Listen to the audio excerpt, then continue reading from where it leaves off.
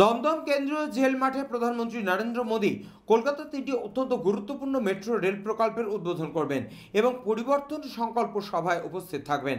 সেই সভাস্থল পরিদর্শন করলেন কেন্দ্রীয় মন্ত্রী ডক্টর সুকান্ত মজুমদার, আর সেই চিত্রই তুলে ধরব আপনাদের সামনে। Bureau report, channel 24/7।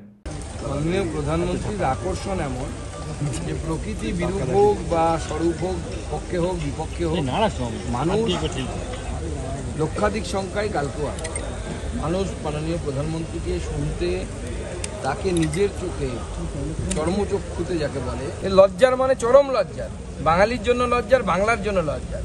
তবে হয়তো বেল পেয়েছেন, যে ছাড়া পাবেন না।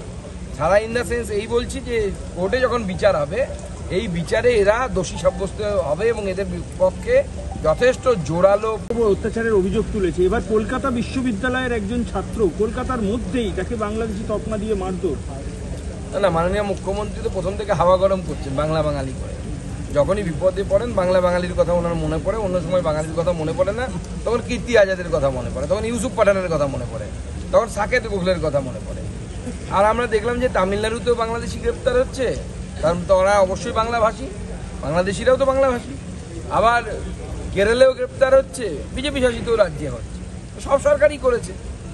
আমার প্রশ্ন, এবার মুখ্যমন্ত্রী কি বলবেন যে কলকাতা বিশ্ববিদ্যালয় বাংলার সর্বশ্রেষ্ঠ